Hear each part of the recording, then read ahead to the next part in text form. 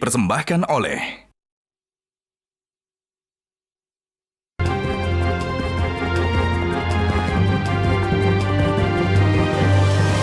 Pemirsa, hampir 1 bulan terakhir negara kita dihebohkan dengan urusan pagar laut.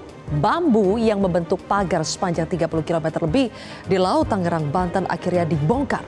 Namun sang pemilik pagar laut dan komplotannya tak kunjung dibongkar. Tim kontroversi turun langsung ke Laut Tangerang untuk menyaksikan dari dekat kerepotan yang harus ditanggung negara akibat ulah mereka yang serakah. Inilah kontroversi selengkapnya. Alangkah lucunya pagar laut ini. Bersama saya, Zilvia Iskandar.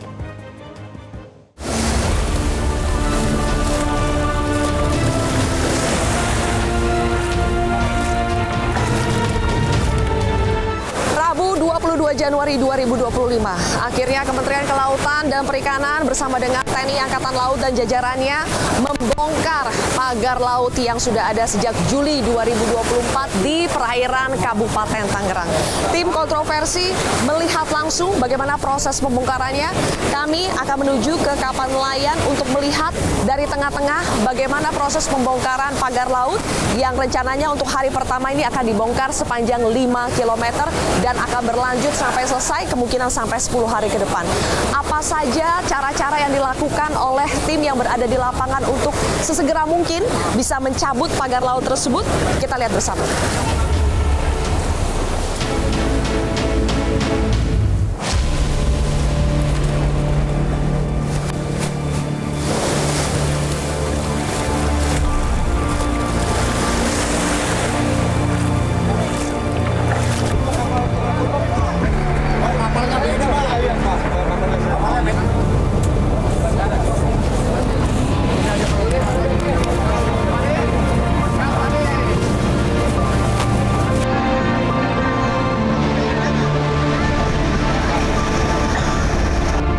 Baik, tim kontroversi sudah berada di salah satu kapal nelayan yang akan ikut memantau bagaimana proses pencabutan pagar bambu di tengah sana.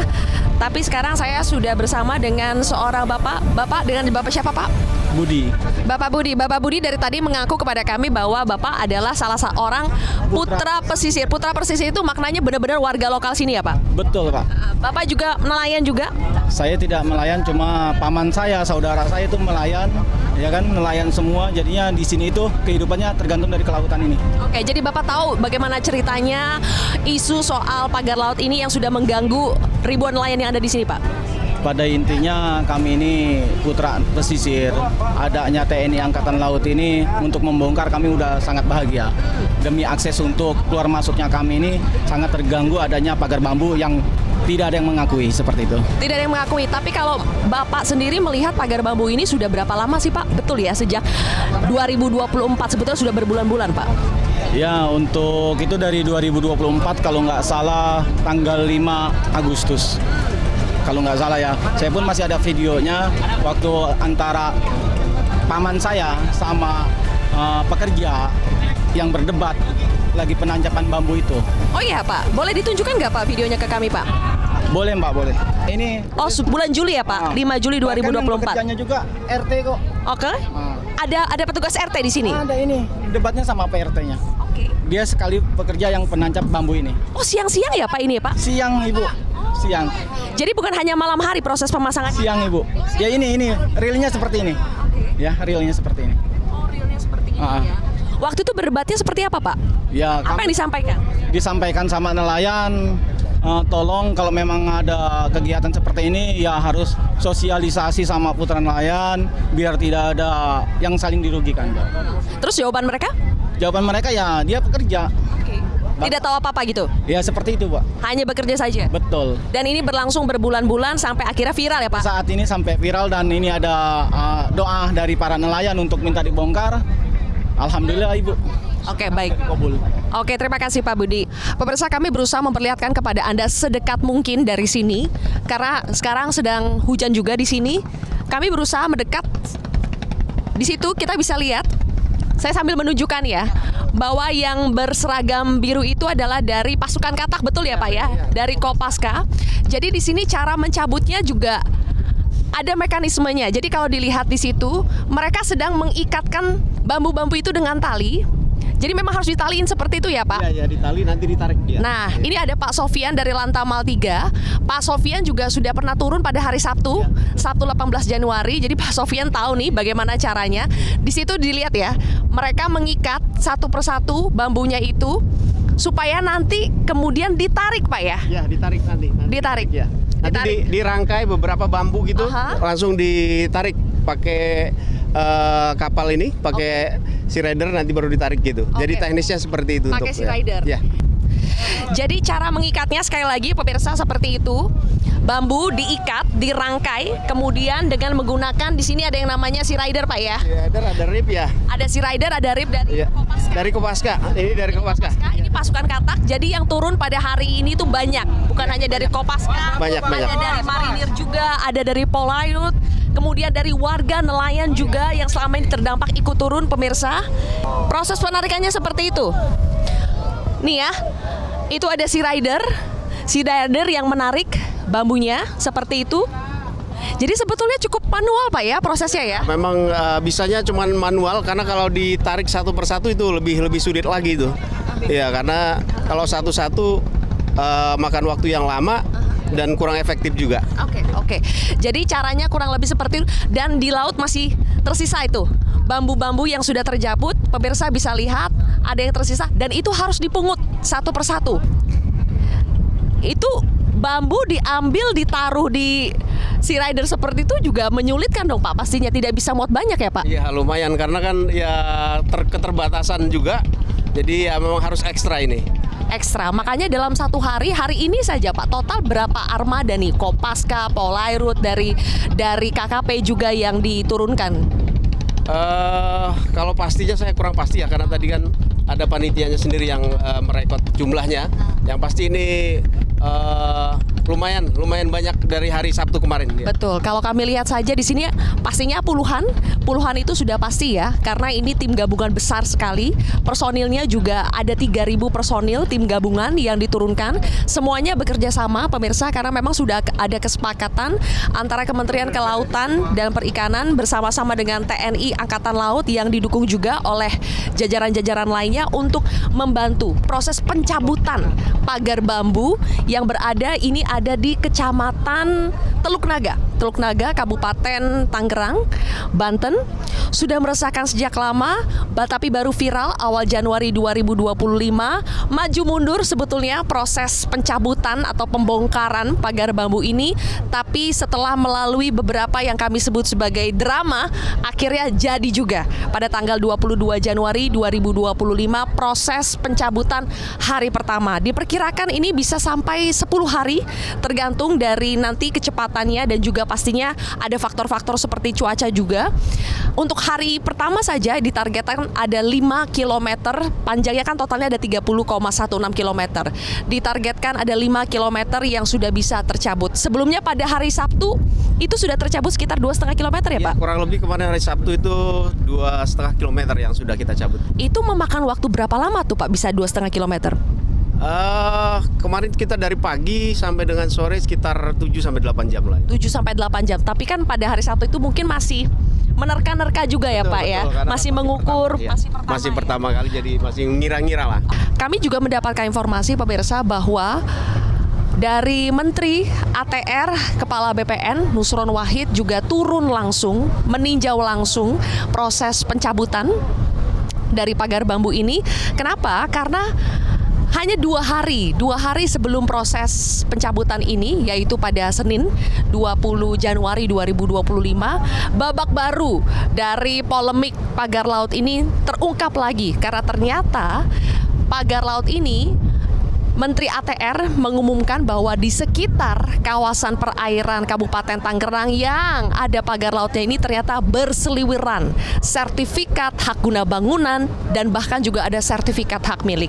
Ada 263 bidang dalam bentuk sertifikat hak guna bangunan yang ternyata itu adalah milik 2 PT dan 1 perseorangan. Ada 234 bidang itu adalah milik PT Intan Agung Makmur sebanyak 234 bidang. Kemudian ada 20 bidang yang merupakan milik PT Cahaya Inti Sentosa. Dan 9 bidang lainnya itu adalah milik perseorangan, sementara yang bersertifikat hak milik itu ada 17 bidang. Nah, pertanyaannya sebetulnya siapa pemilik PT-PT tersebut? Dari penelusuran media dan juga dari pengecekan AHU administrasi hukum ya di Kemenkum, itu kami sudah bisa melihat sebetulnya perusahaan-perusahaan ini terafiliasi dengan siapa. Ada perusahaan pengembang raksasa yang namanya terafiliasi dengan PT-PT tadi yang saya sebutkan, tapi dari pemerintah dan juga dari aparat penegak hukum belum menyebutkan secara pasti, secara tegas siapa sebetulnya pemilik dan pihak yang paling bertanggung jawab dalam memasang pagar bambu ini. Dan sekarang negaralah yang bisa dibilang harus mengambil risiko, yang malah mengeluarkan biaya dan tenaga untuk mencabut pemasangan pagar bambu yang disebut oleh KPK itu ilegal karena tidak memiliki izin yang namanya izin kesesuaian kegiatan pemanfaatan ruang laut yang harus dikeluarkan sebetulnya oleh KKP kalau ingin memanfaatkan ruang laut di sini, tapi ternyata tidak ada izinnya. Yang ada justru adalah sertifikat hak guna bangunan dan sertifikat hak milik. Makanya kita juga kebingungan, masyarakat heran karena bagaimana pagar bambu ini ternyata bersertifikat tapi ilegal. Nah, itulah masih menjadi misteri siapa sebetulnya dalang dan pihak yang harusnya paling bertanggung jawab atas pemasangan bambu ini. Tapi tentu saja pemirsa, pencabutan atau pembongkaran pagar bambu ini bukanlah solusi permanen, bukan solusi akhir. Jadi tetap harus dicari, harus tetap dimintai pertanggungjawaban. Dalangnya itu siapa yang telah memasang, karena ini panjangnya bukan main-main ya, 30,16 km.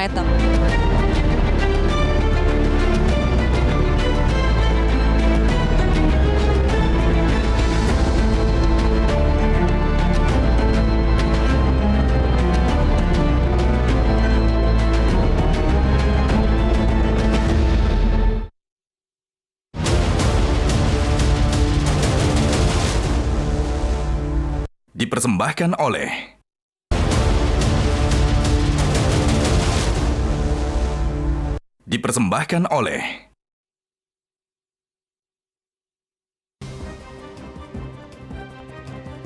Pemirsa, berbulan-bulan pagar laut di Kabupaten Tangerang, Banten ini dibiarkan hingga panjangnya mencapai 30,16 km. Ulah pemasangan pagar ilegal membuat nelayan menemui jalan terjal. Perjuangan panjang akhirnya didengar. Pagar laut akhirnya dibongkar, tapi urusan hukum pagar laut belum kelar.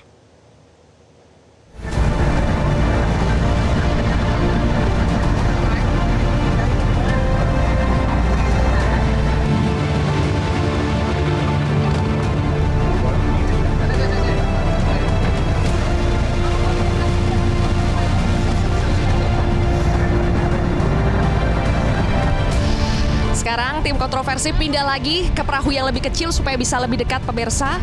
Kami menumpang kapal dari KKP ya, Kementerian Kelautan dan Perikanan, untuk menunjukkan kepada Anda lebih dekat lagi bagaimana sebetulnya bambu-bambu yang sudah dicabut itu bentuknya seperti apa. Kami perlihat kepada Anda dari jarak dekat. Sebetulnya ini bambu biasa, panjangnya sekitar 5-6 meter. Nah, itu dia. Nah, kita bisa lihat dari dekat. Kalau dilihat dari satu batang bambu, warnanya itu beda. Yang tertancap sampai ke dalam tanah, panjangnya sekitar 1,5 sampai 2 meter. Itu yang tertancap. Jadi dalam sekali, dalam. Kemudian kalau yang lebih dari tengah ke permukaan itu warnanya berbeda. Masih ada sisa-sisa tanah ya, karena memang ini tertancap di dalam. Diikat manual seperti itu, kemudian dari petugas KKP ini akan berusaha menariknya. Ada yang ditarik dengan kapal, ada yang ditarik hanya dengan menggunakan rakit yang disusun dari galon-galon seperti itu tuh. Jadi setelah ditarik, akan ditampung terlebih dahulu. Itu ada rakit untuk menampung bambu-bambunya.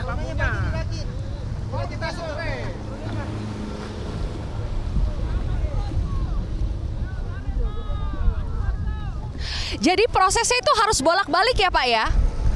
Bambunya dibawa dulu ke daratan, terus balik lagi. Oke. Di sini melihat langsung ada satu bambu yang sudah berhasil ditarik. Oke. Nah, seperti ini ya. Jadi masih ada talinya di sini, sudah berhasil ditarik. Satu bambu ini lumayan berat ya Pak, kalau di perairan seperti ini. Nah, jadi kalau ditarik ada yang masih mengambang-ambang seperti ini dan harus dipungut, dikumpulkan satu persatu. Nah, iya. Oke. Nah, ini yang masih berlumpur nih. Ini karena karena masuk ke dalam tanah Pak ya ini ya, sekitar 1,5 sampai 2 meter lah di sini. Jadi warnanya berbeda memang. Oke. Pak, ini nggak ada yang patah kan Pak ya? Kalau dicabut semuanya kecabut kan Pak ya?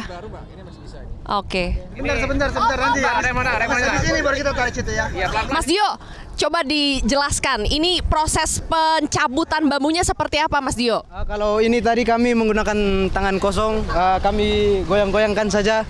Terus setelah longgar kami tarik. Ada juga yang menggunakan perahu ditarik tadi. Sulit nggak? Lumayan. Berat. Lumayan.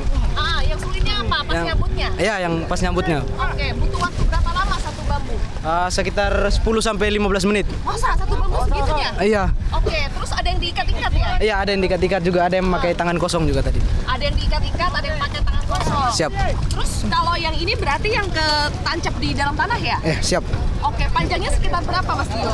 Panjangnya ini sekitar 10 sampai 12 meter panjang. Wah, panjangnya beda-beda ya? Iya. Oke, tadi ada yang 5 sampai 6 meter. Dan ada yang ditumbuhin kerang seperti itu ya? Iya, udah sampai ditumbuh kerang juga. Kerang, lumut, Iya. Ada juga jaring yang nyangkut, jaring nelayan. yang nyangkut. Siap. Oke. Oke, ya lurus.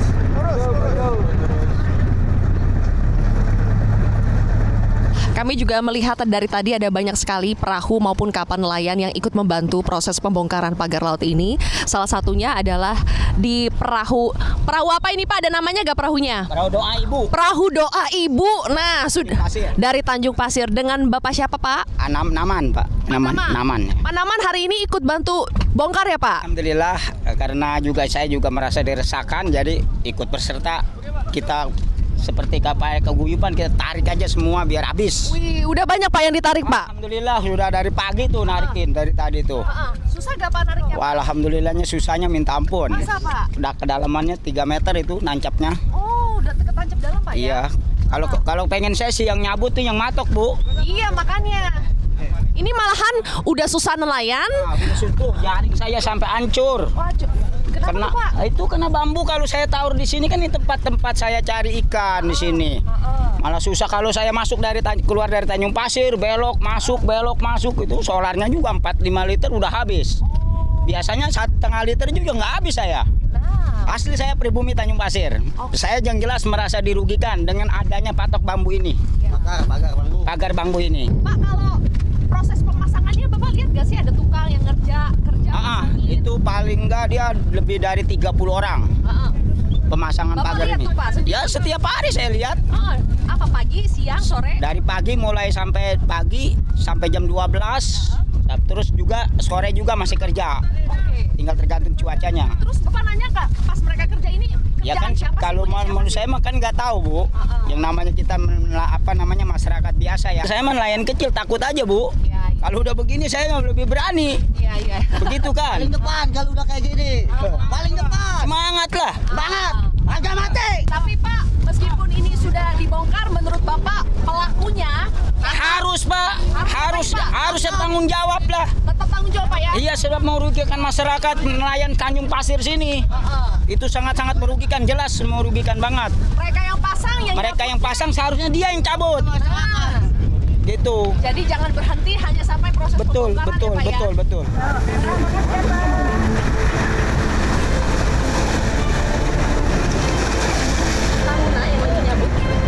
Kami beruntung di sini sudah ada Lantamal 3 Jakarta, Brigjen TNI Marinir Angkatan Laut, Bapak Hari Indarto. Pak Hari, Jenderal, terima kasih sudah mau menerima kami kontroversi di sini.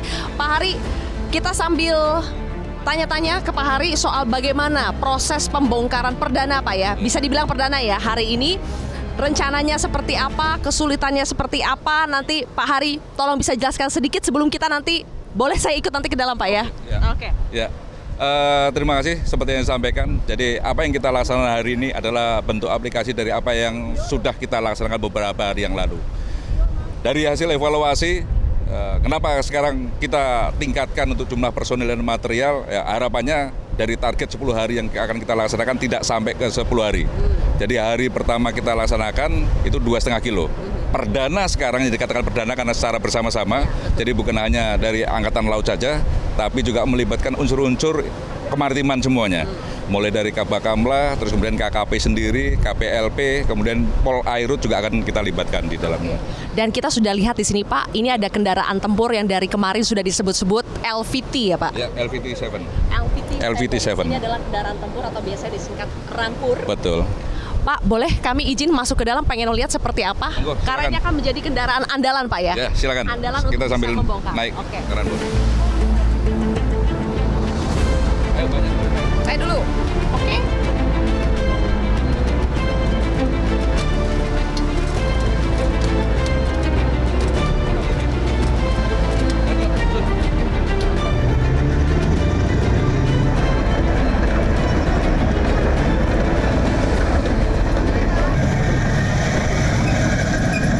Tim kontroversi sudah berada di dalam kendaraan tempur Rampur LVT-7 yang digunakan oleh TNI Angkatan Laut untuk membongkar pagar laut yang ada di Kabupaten Tangerang. Seperti ini benar kami sedang ada di sini dan masih bersama dengan Bapak Lantamal 3 Jakarta, Brigjen Marinir TNI Angkatan Laut, Pak Hari Indarto. Pak Hari, kenapa sampai harus menurunkan Rampur seperti ini, Pak? Ya, jadi sesuai dengan hasil evaluasi yang sudah kita laksanakan pada saat pembongkaran yang pertama, Mbak. Jadi kita mengarahkan 2 takbut, harapannya mendapatkan hasil yang luar biasa untuk bisa mencabut itu. Tapi karena faktor cuaca, terus kemudian arus, kedalamannya sendiri tidak memungkinkan, 2 takbut itu tidak bisa dipakai. Akhirnya salah satu cara kita coba dengan adanya menggunakan LVT-7 ini, Mbak. Ya. Apakah dengan LVT-7, Pak, pagar-pagar bambu-bambu itu akan lebih banyak yang tercabut dan lebih cepat waktu yang akan digunakan, Pak? Ya, semoga sesuai dengan harapan. Karena dengan LVT-7 ini kita gunakan, tenaga yang dipakai bukan hanya propeller saja, Mbak. Jadi pada saat kedangkalan tertentu, dia punya rantai untuk bisa menggerakkan. Jadi apapun itu, karena ini amfibi, bisa di laut, bisa di darat, jadi dua-duanya bisa kita pakai untuk bisa lebih mempercepat penarikan. Kami tunjukkan sedikit kepada pemirsa ya, bahwa kami ini sedang berjalan dengan menggunakan LVT-7 Rampur dari TNI Angkatan Laut. Ini amfibi yang harapannya adalah bisa mempercepat proses pembongkaran. Ditemani langsung oleh Lantamal 3 Jakarta, Bapak Brigjen Hari, yang dari hari Sabtu sebenarnya Bapak sudah memimpin juga, ada 600 personil yang diturunkan untuk membongkar. Pak, kami tadi mewawancarai nelayan juga, dan nelayan mereka berterima kasih kepada Presiden, kepada pemerintah, kepada TNI Angkatan Laut. Tapi ada selentingan seperti ini, Pak. Sebetulnya yang pasang ini bukan kami, tapi kami juga yang harus ikut membongkar. Kemana mereka yang memasangnya? Mereka seharusnya yang membongkar. Nah itu gimana, Pak? Nah, itu kami nggak mau terlalu jauh masuk ke ranah itu, Mbak. Jadi sepengamatan kami pada saat awal dari nelayan ada yang menyampaikan bahwasanya itu untuk budidaya kerang hijau. Masalah perizinan kami tidak mengarah ke arah sana, termasuk yang lain-lain. Jadi intinya ya apapun itu, Mbak, apapun itu nanti ke depan ini sebagai bahan evaluasi buat kita, gitu aja, Mbak. Pak, targetnya adalah 10 hari, tapi apakah sebetulnya optimis bisa lebih cepat dari itu, apalagi sudah menggunakan kendaraan tempur seperti ini? Terus terang sangat optimis, Mbak. Tapi satu hal yang tidak bisa kita hindari, cuaca, Mbak. Manakala cuaca tidak menentukan kita untuk turun ke laut, itu mungkin yang harus kita waspadai, Mbak. Target tetap 10 hari. Tapi satu hal yang bisa dijamin, nantinya pagar laut itu akan musnah ya, Pak? Harapan kita sama semua, Mbak. Begitu, Mbak. Terima kasih, Pak Hari. Sukses selalu, Pak.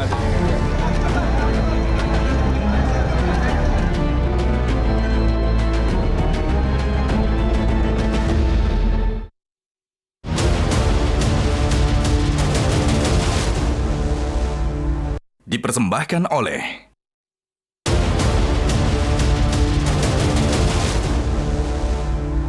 Dipersembahkan oleh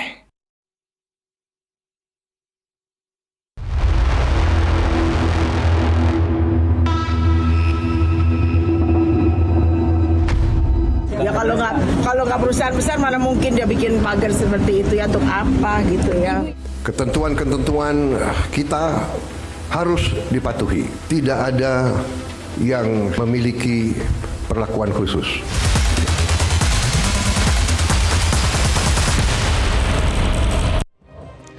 Untuk membongkar juga aktor intelektual di balik pemasangan pagar laut ini, pemirsa, sudah hadir 4 orang narasumber di studio Metro TV. Di sebelah kanan saya anggota Komisi 2 DPR RI fraksi Golkar Ahmad Doli Kurnia. Kemudian juga ada Kepala Biro Humas Kementerian ATR BPN Harrison Moko Dompis. Di sebelah kiri saya ada anggota Ombudsman RI YK Hendra Fatika dan juga Ketua Riset dan Advokasi Publik LBHAP PP Muhammadiyah Gufroni. Selamat malam Bapak-bapak, terima kasih sudah hadir di kontroversi malam hari ini. Kita cepat saja Bang Gufron. Bang Gufron, Anda dan Koalisi Masyarakat Sipil ya melaporkan kasus ini ke Barreskrim Polri. Ada 7 nama yang dilaporkan. Menurut Anda siapa yang paling bertanggung jawab atas pemasangan pagar laut ini? Ya, betul bahwa kami pada Jumat yang lalu telah menyampaikan pengaduan resmi ke Barreskrim Polri. Yang tentu kami sampaikan dalam materi pengaduan adalah kami menyampaikan hasil penelusuran kami ke pesisir pantai utara. Memang ditemukan ada pagar bambu yang panjangnya 30 km itu. Atas fakta-fakta itulah kami coba menelusuri sebetulnya siapa aktor di balik pemagaran bambu. Nah, berdasarkan video atau yang beredar di sosial media yang cukup viral, kami berkesimpulan ada 7 nama yang diduga terlibat dalam pemagaran bambu ini. Tentu saja dari 7 nama ini yang paling bertanggung jawab dalam persoalan pagar bambu ini tidak bisa dilepaskan dari proyek pengembangan PSN Big 2. Yang tentu Agung Sedayu Group ada di balik pemagaran bambu ini. Jadi itu yang Anda laporkan ya? Ada nama-nama individual? Kami menyampaikan pengaduan ke Mabes Polri dan ini kita harapkan agar Mabes Polri untuk bisa menindaklanjuti atas pengaduan kami. Yang kami lihat itu ada nama-nama individual di situ, dari mandornya, kemudian ada orang yang membiayai, termasuk ada korporasi di situ yang juga ikut dilaporkan. Ada korporasinya. Oke, Pak Harrison, saya ke Anda. Kami konfirmasi lagi ya. Jadi dari total 280 sertifikat, baik itu SHGB maupun SHM, semuanya sudah dibatalkan, dicabut Pak ya? Ya, yang dilakukan oleh ATR BPN itu kan awalnya melakukan koordinasi fisik, data fisiknya. Kita bekerjasama dengan BIG, pengampu data peta. Jadi kita lihat dari garis batas pantai itu 280 atau 263 HGB itu mana yang kena di luar garis batas pantai dan mana yang di dalam. Itu dulu. Kalau itu yang sudah telak-telak di luar kan enak nih melakukan proses pembatalannya. Nah, kalau yang di dalam garis pantai ini kita teliti lagi seperti apa di dalam garis pantai ini, di darat atau di laut. Proses itu sudah berjalan cepat. Pak Nusron adalah persona yang paling awal menyampaikan bahwa ada indikasi yang terlihat di dalam aplikasi ATR Bumi ATR itu bahwa ada sekian 263 awalnya ya karena HGB kemudian menjadi 280 itu kelihatan di peta Bumi ATR yang merupakan tools Kementerian ATR BPN sendiri untuk memberikan sosial kontrol kepada bagaimana perjalanan pendaftaran tanah dilakukan. Dan itu proses pembatalan sudah dilakukan. Oke, yang dibatalkan 280 itu Pak, semuanya? Semuanya itu akan berkembang. Yang akan dilakukan di tahap awal ini adalah yang sudah jelas-jelas berada di batas di luar garis batas pantai. Yang di garis luar, batas garis luar pantai itu ada berapa Pak dari 280 itu? Kita belum punya angka konkretnya, kita agregasi tadi 280, angka konkretnya besok akan dirilis oleh Pak Menteri. Oke, dan katanya sudah ada pihak-pihak yang diperiksa. Sejauh ini Pak, dari juru ukur, ada kepala seksi pengukuran, dari Badan Pertanahan, Tangerang juga. Apakah mereka sudah dimintai keterangan semuanya Pak? Sebagai sebuah instansi yang mengeluarkan produk hukum, tahapan hukum itu kan diperiksa produknya. Terkait dengan orang-orangnya ada APIP kalau di kementerian lembaga itu semua melaksanakan dan itu sudah dilakukan sejak beberapa hari lalu. Teman-teman Banten, Tangerang dan lain semuanya sudah dimintai keterangan. Proses sedang berjalan. Sudah ada kesimpulan apakah mereka bersalah atau tidak? Proses sedang berjalan. Mengarah kepada kelalaian administrasi atau ada kesengajaan Pak? Kan itu kelihatan nanti di produknya. Ketika produknya dibatalkan kan berarti ada yang miss. kita ikut saya proseduralnya. Kalau SOP penerbitan atau SOP pendaftaran tanah itu kita mengikuti ketentuan peraturan Kepala Badan nomor 1 tahun 2010 mengenai SOP-nya. Mekanismenya kita ikuti PP 18 2021. Jika ada sesuatu yang salah, kita ikuti mekanisme Peraturan Menteri Agraria Tata Ruang Kepala Badan Pertanahan nomor 21 tahun 2020. Itu pembatalnya bisa dilakukan. Apakah cacat administrasi atau tidak memenuhi prosedur atau seperti apa? Jadi sejauh ini belum ada orang yang bisa ditunjuk siapa yang paling bertanggung jawab, Pak, atas terbitnya sertifikat itu. Simpul-simpul kegiatan itu kan mulai dari pengukuran, pemberian hak, itu kan ada petugasnya pasti. Nah, terkait petugas-petugas yang melaksanakan tugas pada saat itu, kemudian ada pengukuran KJSB, pihak ketiga, swasta. Sampai itu yang semua adalah menandatangani. yang menandatangani produk akhir kita lihat. Kewenangan ada di kantor pertanahan, berarti kan kepala kantor pada saat itu. Ya itu semua akan menjadi bagian yang Apakah termasuk pemilik PT-nya juga akan dimintai keterangan, Pak? tidak masuk ke situ. Kalau ATR BPN itu kan produk yang dikeluarkan ATR BPN dong. Kita kan melihat warkah, melihat siapa yang mengerjakan produk itu. Siapa yang mengerjakan, Internal. tapi masalah pemilik itu urusan dari aparat penegak hukum. Ya silakan masing-masing melaksanakan tusi. Oke, saya ingin tanya juga ke Bang Doli dari Komisi 2 yang juga memperhatikan atau mitranya dari Kementerian ATR BPN ya. Benar tidak menjadi membentuk panja untuk bisa menelusuri kenapa bisa ada sertifikat, meskipun katanya masih ditelusuri ya, apakah di dalam atau di garis, kenapa bisa ada sertifikat yang berseliweran di daerah di Laut Tangerang? Pertama saya kira kita harus menyamakan kesepahaman ya bahwa ini ada masalah. Jadi jangan ada lagi di antara kita semua elemen bangsa ini mengatakan nggak ada masalah. Kalau kita pakai judul itu, ini kan penuh kelucuan ya. Jadi belum lagi masuk soal aturan, soal peraturan perundang macam-macam. Ini kan ada pagar yang harusnya di darat, itu kita temukan di laut. Ada sertifikat tanah, kita lihat di laut gitu ya. Ini masalah. Jadi jangan ada lagi yang bilang oh nggak ada masalah. Nah, syukur alhamdulillah pemerintah saya kira meresponnya dengan cepat ya. Pertama Pak Nusron kira-kira 2-3 bulan yang lalu udah bicara soal ini juga dia nih. Ya kan soal PSN di PIK 2 dan segala macam seperti itu. Kemudian yang kedua tadi kita sama-sama dengar pidatonya Pak Prabowo yang begitu tegas tidak akan ada perlakuan khusus kepada siapapun gitu. Kemudian kita lihat gerak cepat dari TNI yang segera melakukan pencabutan pagar itu. Nah ini kan sebetulnya mau mengembalikan pada posisi awal kalau misalnya laut itu adalah areal publik ya memang areal publik tidak punya areal private gitu. Nah tapi kan persoalannya kan nggak sampai harus di situ. Kita kan pertama kita harus menyelesaikan ini masalah ya apa itu tadi misalnya sudah terbit sertifikat. Nah tentu orang yang punya sertifikat itu kan nggak serta-merta belum tentu terima dia kalau misalnya kemudian dicabut begitu aja kan karena dia pasti ngikuti proses prosedur macam-macam mungkin juga udah keluar uang dan macam-macam kan gitu itu nanti pasti akan menimbulkan masalah baru. Kemudian yang kedua adalah menormalisasi situasi yang ada sekarang ini. Nah yang ketiga adalah mencari tahu ada lagi nggak tempat yang seperti ini di daerah-daerah yang lain. Ini kan banyak nih ada yang bilang di Jawa Timur dan segala macam seperti itu. Nah yang keempat adalah ini harus diselesaikan supaya ya ada efek jera, tidak akan ada kejadian serupa di masa-masa yang akan datang. Nah posisi DPR tentu kami memberikan dukungan penuh kepada pemerintah ya untuk menyelesaikan masalah ini sebaik-baiknya. Nah sementara ini kami memang berjalan berdasarkan fungsi tugas masing-masing yang berkaitan mitranya di komisi.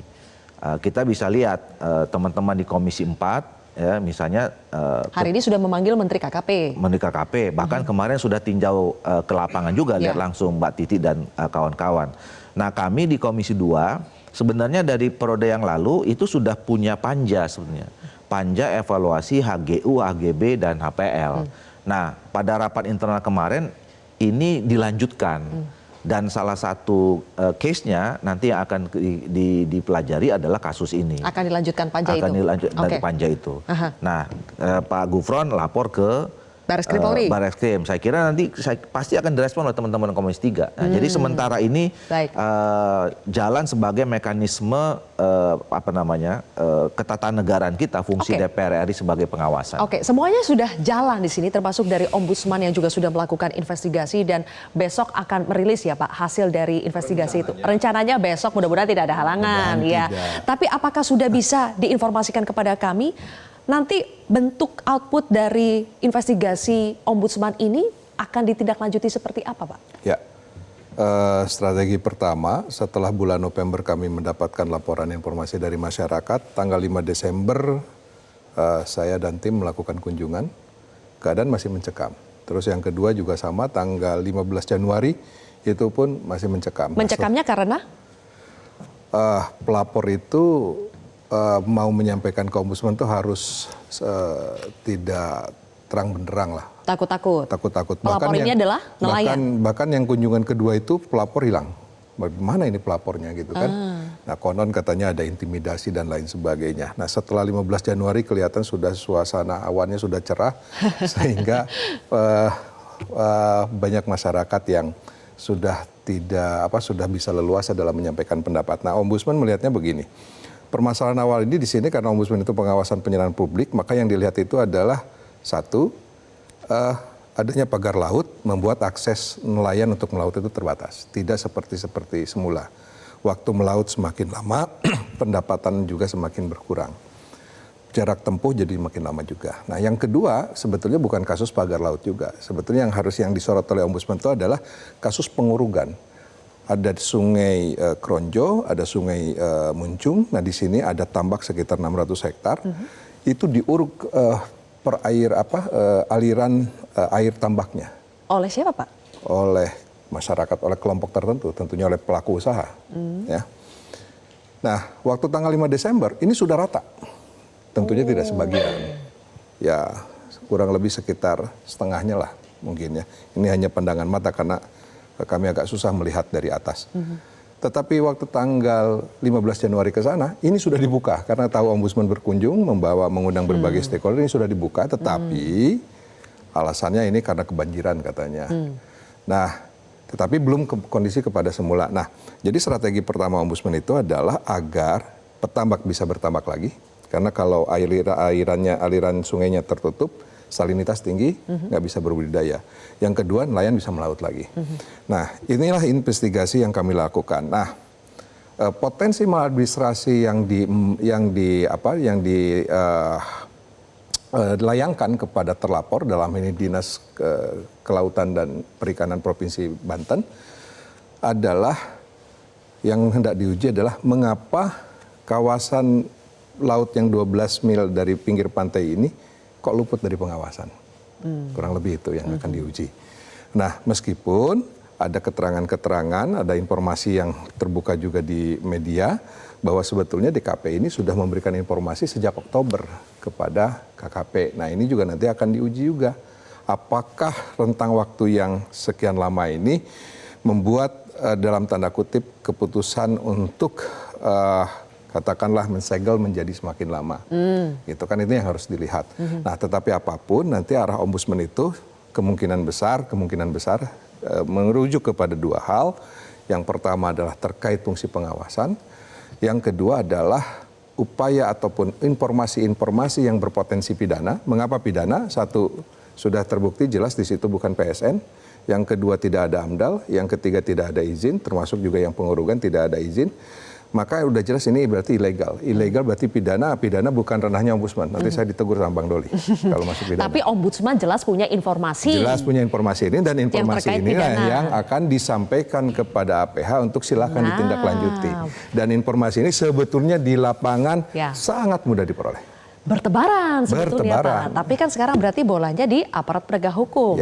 Berani atau tidak, komit atau tidak. Nanti kita akan bahas lebih jauh pemirsa, apakah aparat penegak hukum akan berani untuk membongkar aktor utama dari pemasangan pagar laut di Tangerang?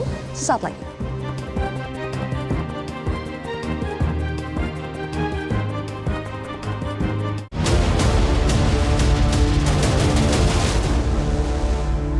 Dipersembahkan oleh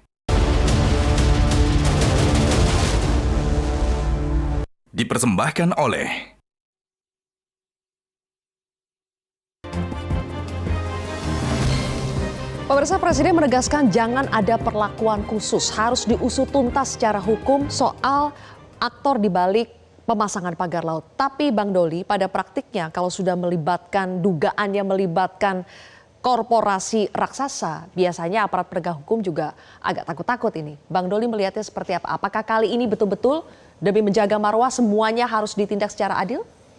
Iya, saya kira kasus ini tidak perlu banyak didiskusikan ya. Apalagi sudah ada pernyataan resmi dan kuat dari seorang presiden, kepala pemerintahan, kepala negara untuk mengusut tuntas ya. Saya kira semua pihak harus memberikan dukungan itu dan komited terhadap dukungan terhadap Pak Presiden itu. Karena ini juga kasus kan udah terang benderang ya. Kalau tadi misalnya dengan cerita dari awal-awal kan gelap, setengah gelap, terus sekarang terang, semua ini terang benderang. Kasus ini sudah disorot semua mata Republik gitu ya. Dan kalau memang ini nanti tidak diselesaikan secara tuntas, ya mungkin akan ada kemarahan yang luar biasa ya dari publik gitu. Nah oleh karena itu tinggal mudah-mudahan ya semua pihak pemerintah, DPR ya sama-sama bisa menjaga itu pesan dari Pak Presiden itu bisa menyelesaikannya secara tuntas. Ya, baik. Dari Kementerian ATR BPN, Pak Harisson, bagaimana menerjemahkan perintah Presiden? Apakah mereka kalau nanti terbukti lalai administrasi atau sengaja akan disanksi tegas? Ya, sejalan dengan yang disampaikan Bang Doli, kita ATR BPN itu berkonsentrasi kepada apa yang menjadi tugasnya dalam menjalankan atau mengamankan perintah Presiden ini. Sebagai sebuah lembaga tata usaha negara, instansi tata usaha negara, dia kan menganut asas contrarius actus. Dia mengeluarkan produk sesuai kewenangannya, dan apabila menemukan hal-hal yang memang tidak sesuai prosedur, dia juga bisa membatalkannya. Itu yang sudah dan sedang dilakukan oleh ATR BPN sampai hari ini. Fisik maupun yuridis. Ya kita tunggu saja hasilnya. Semua harus terang benderang, semua harus cepat, tetapi harus precise. Karena proses pembatalan itu pun tidak boleh menyisakan permasalahan hukum di kemudian hari. Nanti itu akan jadi muter-muter tidak punya ujung. Itu yang dan kepada orang-orang di dalam yang terlibat bagaimana itu, Pak? Termasuk penelitian dilakukan oleh APIP, apa perannya, apa kesalahannya, dan semua pasti akan ada konsekuensi. Dan itu sedang dijalankan. Kita menunggu nanti. Kita menunggu. Oke, baik. Dari Pak YK, bola penuntasan kasus ini sebetulnya ada di mana? Ada di KKP, ATR BPN, di aparat penegak hukum, atau di mana, Pak? Semuanya terlibat, Pak. Ya. Yang pertama, kalau dari sisi penyelenggaraan pelayanan publik, terima kasih Ombudsman kepada TNI AL yang sudah berpartisipasi luar biasa untuk mencabut pagar. Yang kedua adalah kepada KKP dan APH segera tuntaskan persoalan-persoalan hukum di balik itu semua karena informasi sudah terang benderang dan bekerja dengan cepat. Karena kalau hari ini kita tidak bekerja secara cepat, reaksi masyarakat ini semuanya memantau. Jadi tidak ada lagi alasan untuk misalnya katakanlah menutup-nutupi sesuatu karena dalam kondisi sekarang misalnya alasan-alasan contoh dari Pantura misalnya ini untuk kerang untuk budidaya jaringan rakyat Pantura ya, yang mengaku mereka nelayan secara swadaya membangun pagar. Nah, itu kan juga itu kan menutup itu jelas lah kita semua naif melihat kalau percaya informasi seperti itu sehingga sebetulnya juga dalam proses pemeriksaan bisa lebih cepat. Kepala desa bisa dipanggil gitu ya. Camat-camat juga bisa dipanggil gitu kan, dan ini mudah sekali untuk melihat sebetulnya kasus hukumnya seperti apa. Nah yang ketiga adalah tentunya ujung dari semua itu sebetulnya bermula dari PSN. Jadikan ini menjadi ajang bersih-bersih dan evaluasi segera PSN agar jangan sampai kasus seperti ini terulang kembali. Oke, baik.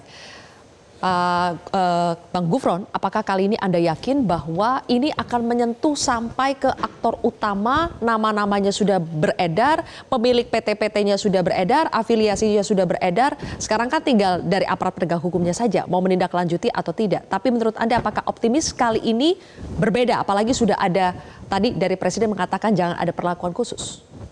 Dengan kami datang ke Mabes Polri itu menunjukkan bahwa kami masih punya rasa optimisme penegakan hukum dalam kasus pemagaran laut ini bisa dituntaskan oleh APH.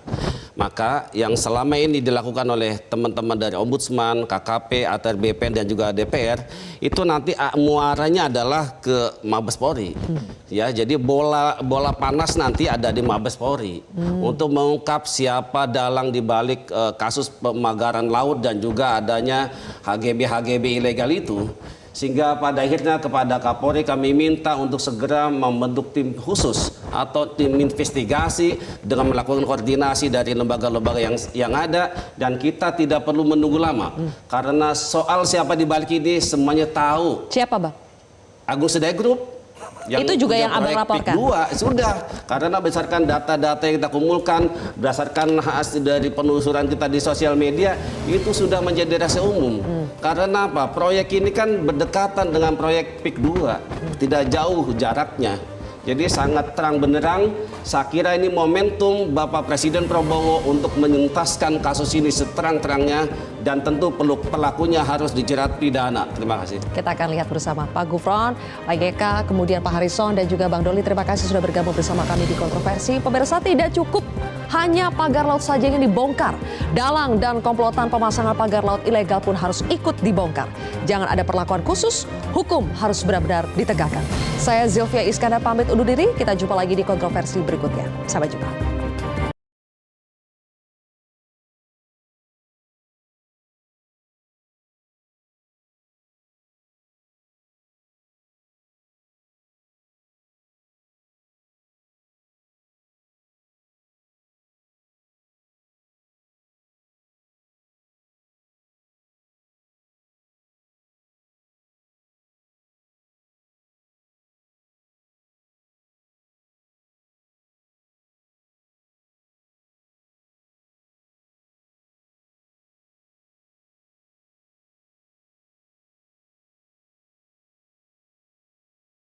Jelajahi cara baru mendapatkan informasi. Download Metro TV Extend sekarang.